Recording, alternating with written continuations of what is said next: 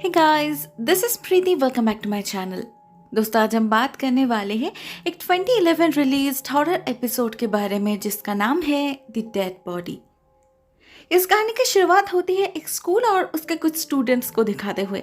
वहाँ हम एक विल नाम के लड़के से मिलते हैं जो पिछले कई दिनों से अपने क्लासमेट एना से बात करने की कोशिश कर रहा था, मगर उसकी हिम्मत ही नहीं हो रही थी। असल में उनके स्कूल में नेक्स्ट वीक एक डांस प्रोग्राम होल्ड किया गया है जिसमें विल चाहता है एना उसकी पार्टनर बने, मगर उसके लिए तो उसे पूछना पड़ेगा ना। वही नहीं हो रहा था उससे। वो सिर्फ दिन भर उसके आगे पीछे घूमता रहता था और चुपके चुपके उसे देखता रहता था। एक्चुअली विल बाकी लड़कों जैसा बिल्कुल भी नहीं था। थोड़ा सा अंडर कॉन्फिडेंट इनसिक्योर टाइप का लड़का था। उसे हमेशा यही डर लगा रहता था कि अगर एना ने उसे मना कर दिया तो तब वो कैसे फेस करेगा। सभी मजाक बनाएंगे उसका। उसके ज्यादा दोस्त भी नहीं थे, ना वो खुद पॉपुलर था। उल्टा उसके इस टिमेट नेचर के कारण कुछ लड़के उसे बहुत परेशान किया करते थे, स्पेशली ट्रेविस और चैंग।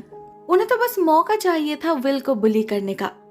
वो इंटेंशनली उससे जाके टकराते थे और दोष विल पर डाल के सबके सामने उसे ह्यूमिलिएट किया करते थे। रोज का रूटीन था ये उनका। तो अगर ऐसे लोगों के सामने एना ने उससे ना कहा तब तो ये लोग उसकी हालत ही खराब कर देंगे। यही सब बहुत कुछ सोचकर विल इतने दिनों से चुप रहा, मगर सिचुएशन बेहतर होने की जगह और बिगड़ती चली जा रही थी। एक दिन स्कूल से लौटते वक्त उसे अचानक अपने आसपास किसी की प्रेजेंस फील होने लगती है। किसी की सांसों की आहट, किसी की खुसफुसाहट, और चीजें भी अपने आप ही हिलने लगी थी। विल कई बार पीछे मुड़कर चेक भी करता है लेकिन कोई दिखाई नहीं देता। इसके बाद जब वह एक नैरो एली से गुजर रहा था तो अचानक ही उसे अपने पीछे एक तेज हवा का झोंका महसूस होता है। एक सफेद रंग का धुआं उसे चारों तरफ से घिरने लगता है, मगर बस कुछ सेकंड के लिए ही। उसके बाद सब कुछ अपने आप ही नॉर्मल हो जाता है, जैसे कुछ हुआ ही नहीं। विल को तो कुछ समझ नहीं आता, मगर वो डर जरूर गया था और उसे समझने का वक्त भी नहीं मिलता, क्योंकि इसके ठीक बाद ही वो तो बदमाश उस पर अचानक से ही हमला कर देते हैं, वो भी एक भयानक क्रीपी मास्क पहनकर। डर से तो विल को ऑलमोस्ट हार्ट अटैक आ जाता है, लेकिन बदले में वो कुछ कर नहीं पाता। वो दोनों बदमाश उस पर हंसते हुए निकल जाते हैं और विल खड़ा रह जाता है बेवकूफ की तरह। ऐसे में अचानक एक और लड़का आकर हाजिर होता है उसके सामने, जिसे विल ने पहले कभी नहीं देखा था, मगर हम फिल्म के स्टार्टिंग से ही उसे स्कूल के बाहर खड़े देख पाते हैं। एग्जैक्टली जैसे विल एना को देखता है वैसे ही वो विल को भी देख रहा था। ये लड़का अपना नाम बताता है जैक, और कहता है उसने अभी अभी स्कूल ज्वाइन किया है, इसीलिए शायद अभी तक विल ने उसे नोटिस नहीं किया। वो विल से कहता है ट्रेविस और चैंग का सामना करने के लिए, नहीं तो वो लोग नहीं रुकेंगे। लेकिन विल कहता है उससे नहीं होगा, वो कमजोर है। उसे गुस्सा तो आता है, मगर उनसे लड़ने के बारे में वो सोच भी नहीं सकता। इतना कहकर वो वहां से निकल जाता है, मगर नेक्स्ट डे कुछ ऐसा होता है जिससे उसका गुस्सा एक अलग ही लेवल पे पहुंच जाता है। अगले दिन जब क्लास खत्म होने के बाद वो बड़े मुश्किल से हिम्मत जुटाकर एना को डांस के लिए बस प्रपोज करने ही वाला था कि ट्रेविस उसके पैंट में पानी गिरा देता है और चिल्ला चिल्ला कर कहने लगता है कि विल ने अपना पैंट गीला कर दिया है। It's so embarrassing.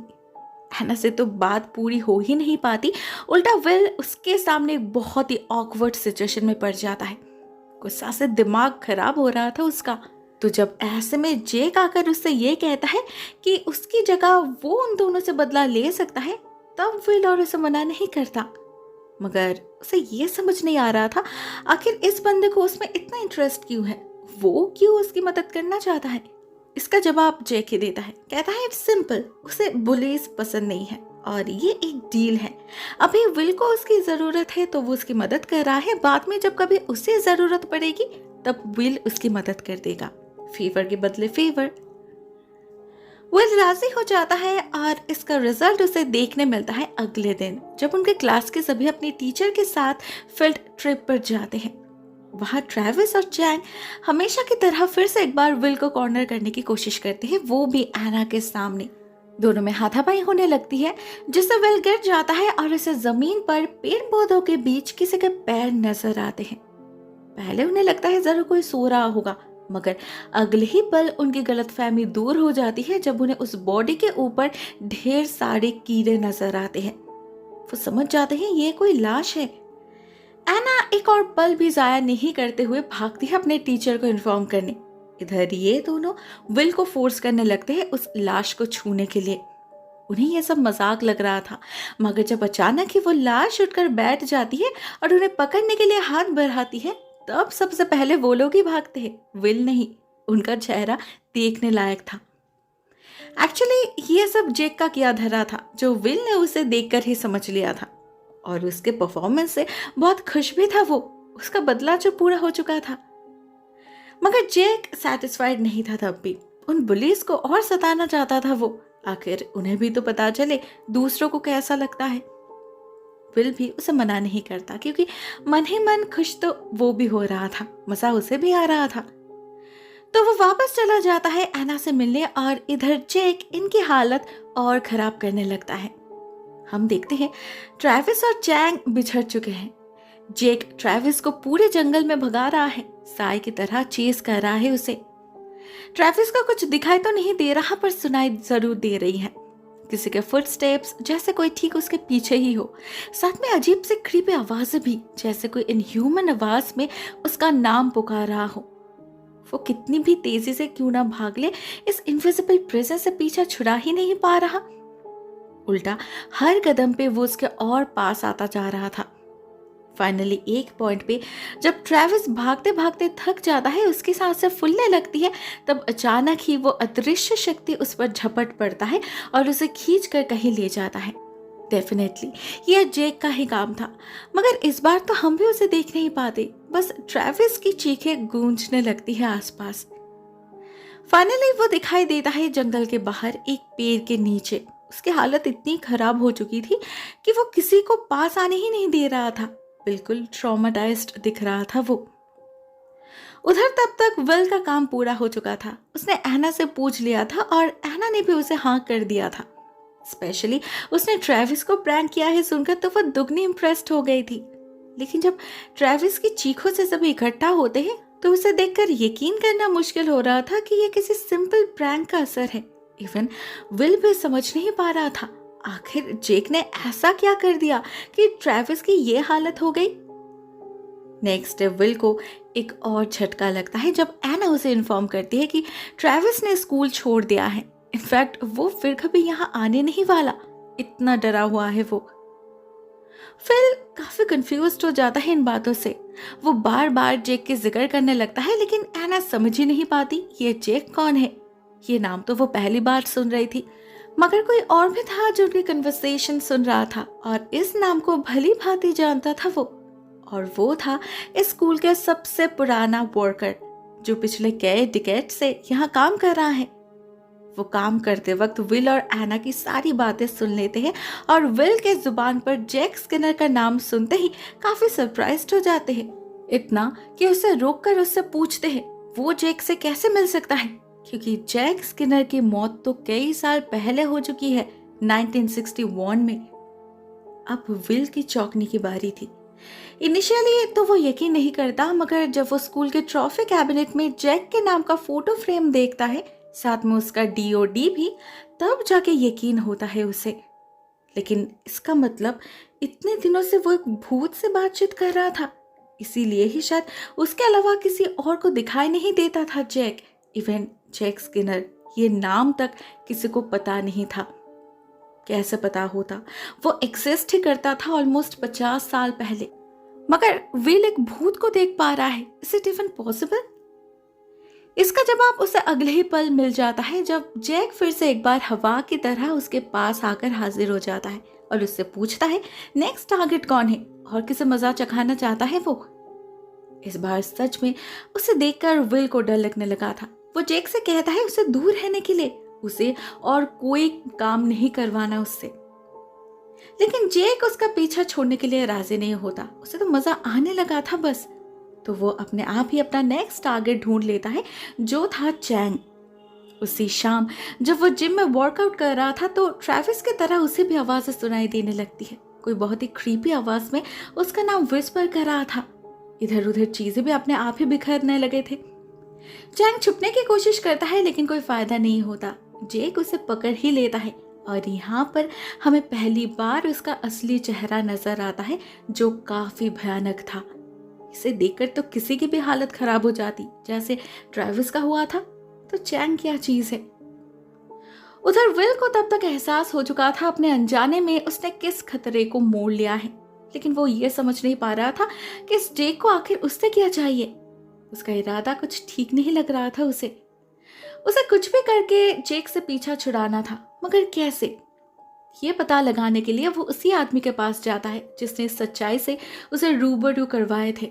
और वैसे भी वही इकलौते शख्स थे जो ऐसे हालत में उसके बातों पर यकीन करने वाले थे, द जैनिटर।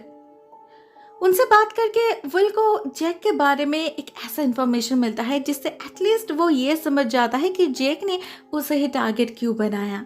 असल में जब जेक जिंदा था, स्कूल में पढ़ता था, तब वो काफी अजीब किस्म का इंसान था, लोनर टाइप का। ना किसी से मिलता था, ना कोई दोस्त था उसका, अकेले ही घूमता रहता था दिन भर। ऐसे में उसके कुछ क्लासमेट्स ने उसे बुली करना स्टार्ट किया, तो जेक ने भी उनसे बदला लिया, एक छोटा सा प्रैंक करके, जो उन लोगों को बिल्कुल भी पसंद नहीं आया।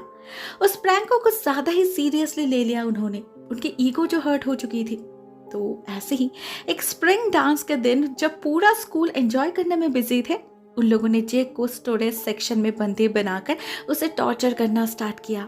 फायर क्रैकर्स छोड़ने लगे केज के अंदर, और जब उससे अंदर की चीजों में आग लग गई तो उसे उसी हालत में छोड़कर भाग गए। वो लोग बिल्कुल श्योर थे जेक को ढूंढने कोई नहीं आएगा, कोई आजाद नहीं करने वाला उसे। हुआ भी वही। 1961 के उस ब्रूटल मजाक के कारण आग पूरे स्कूल में स्प्रेड हो गई थी। सभी भाग निकले थे सिवाय जेक के। वो बेचारा भाग नहीं पाया, कोई बचाने नहीं आया उसे। उसी केज के अंदर जलकर राख होना पड़ा। आज उसकी डेथ एनिवर्सरी है। डेफिनेटली जेक ऐसी मौत डिजर्व नहीं करता, कोई भी नहीं करता। तो क्या जेक सिर्फ इन बुलिस के प्रति नफरत के कारण ही विल का साथ दे रहा है? जब विल यही समझने की कोशिश कर रहा था तो अचानक ही उसे चैंग की चीखें सुनाई देने लगती है, जिसे फॉलो करते हुए वो जा पहुंचता है जिम में। वो बिल्कुल श्योर था जरूर जेक ने ही कुछ किया होगा, तो वो उसे ही बुलाने लगता है। मगर इस बार जेक और उसके सामने नहीं आता, छुपकर बस एक ही बात दोहराता रहता है, दैट आई ओ यू, तुम्हें मुझे पे करना ही होगा। ठीक तभी विल को कुछ होता है, उसे विंटेज म्यूजिक सुनाई देने लगती है। जिम का सेटअप भी बदला बदला सा लग रहा था, और तो और दीवार पर प्रेसिडेंट की जो तस्वीर थी वो भी चेंज हो चुकी थी। ओबामा की जगह अब जॉन एफ कैनेडी की तस्वीर लटक रही थी वहां। वो तो 1961 में प्रेसिडेंट बने थे ना, तो उनकी फोटो 2011 में क्या कर रही है? क्या विल 1961 में पहुंच चुका है? विल जब यह सिचुएशन एनालाइज करने की कोशिश ही कर रहा था तो अचानक ही उसे कुछ लोगों की आवाज सुनाई देती है, तो वो छुप जाता है और अपने आंखों के सामने वही सब कुछ फिर से रिपीट होते हुए दिखता है जो 1961 के उस मनहूस रात हुआ था। और जब स्टोरेज के अंदर आग फैलने लगती है, बढ़ने लगती है, स्मोक से जेक का दम घुटने लगता है, तो वो उसे हेल्पलेसली चीखते हुए भी देखता है। उस रात शायद वहां और कोई नहीं था, मगर इस बार तो है ना। तो विल कैसे चुप बैठ सकता था? विल उसी वक्त भागता है जेक को बचाने। स्टोरेज यूनिट की चाबी तो उसके पास नहीं थी, तो वो ताला तोड़कर अंदर घुस जाता है, लेकिन तब जेक उसे अंदर नहीं मिलता। उल्टा वो देखता है जेक तो बाहर खड़ा है, उसकी तरफ देखकर हंस रहा है। नहीं, वो स्माइल ग्रेटिट्यूड की नहीं थी, उल्टा काफी सिनिकल थी, क्रिप्टिक थी, जिसका मतलब विल को समझ नहीं आया। वो उससे चीख चीख कर पूछने लगा क्या अभी वो इवन सिचुएशन में है और कैसा बाकी तो नहीं है ना उसका। लेकिन जेक इसका कोई जवाब दिए बिना ही वहां से निकल जाता है, और इधर विल को ठीक वैसी ही मौत मिलती है जैसे जेक को मिली थी। शायद वो विल को उसका दर्द फील करवाना चाहता था।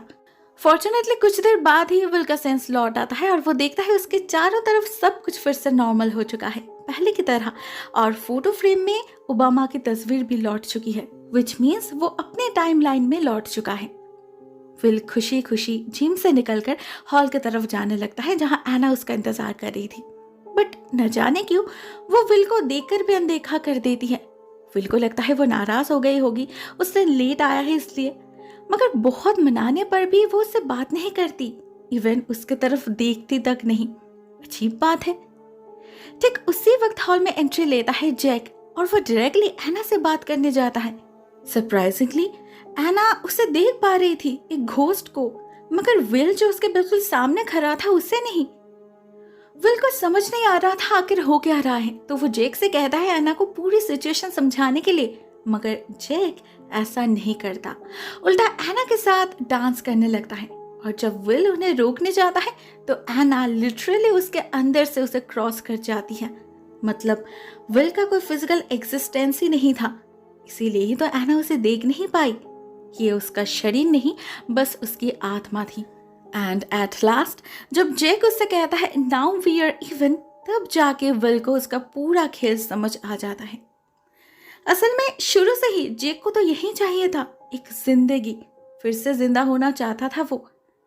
1961 के उस रात उसके सडन डेथ के बाद उसके रूह को मुक्ति नहीं मिली थी। इसी स्कूल में कैद हो चुका था वो। पिछले 50 सालों से हर दिन वो ऐसे ही किसी शिकार के तलाश में भटकता रहता था, जिसे बलि का बकरा बनाकर वो फिर से जिंदा हो सके। उसे किसी दूसरे का शरीर नहीं चाहिए था, बस अपनी जिंदगी वापस चाहिए थी जो अधूरी छूट गई थी। उसे कोई ऐसा चाहिए था जो अपने मर्जी से उससे डील करे। इसके लिए उसे एक ऐसे बंदे की तलाश थी जो बहुत वल्नरेबल सिचुएशन में हो, डेस्परेट नीड में हो, एग्जैक्टली विल की तरह। ट्रेविस और चैंग ने उसे इतना परेशान कर रखा था कि उनसे छुटकारा पाना उसके लिए बहुत बड़ी बात बन चुकी थी। जेक ने जब उसे ऑफर दिया तो उसने ज्यादा कुछ सोचे बिना ही एक्सेप्ट कर ली, जबकि वो जेक को जानता भी नहीं था। ना उसके पास कोई वैलिड रीजन था, एक्सप्लेनेशन था विल को हेल्प करने का। स्टिल जेक ने भी उसकी इसी अर्जेंसी का फायदा उठाया और अपने बातों के जाल में फंसाकर उसके साथ जिंदगी का सौदा कर लिया। फिल को पता ही नहीं चला। फाइनली जब उसे एहसास हुआ तब तक बहुत लेट हो चुकी थी। वो चाहकर भी कुछ कर नहीं पाता। उसके सामने उसकी जिंदगी जेक की हो चुकी थी और साथ में उसकी गर्लफ्रेंड भी। अभी जेक जिंदा है और वो मुर्दा। तो क्या अभी वो भी फिर से जिंदा होने के लिए जेक का रास्ता अपनाएगा, उसकी तरह किसी और को ट्रैप करेगा? God knows. दोस्तों ये कहानी यहीं पर एंड हो जाती है। छोटा सा प्लॉट है बट ट्विस्टी है। मुझे तो ठीक ठाक ही लगा। आपको ये वीडियो कैसी लगी दोस्तों, कमेंट सेक्शन में ज़रूर बताना। आज के लिए बस इतना ही। Thank you so much for watching this video. बहुत जल्द मिलता है किसी और नए वीडियो के साथ। तब तक के लिए टेक केयर, टाटा।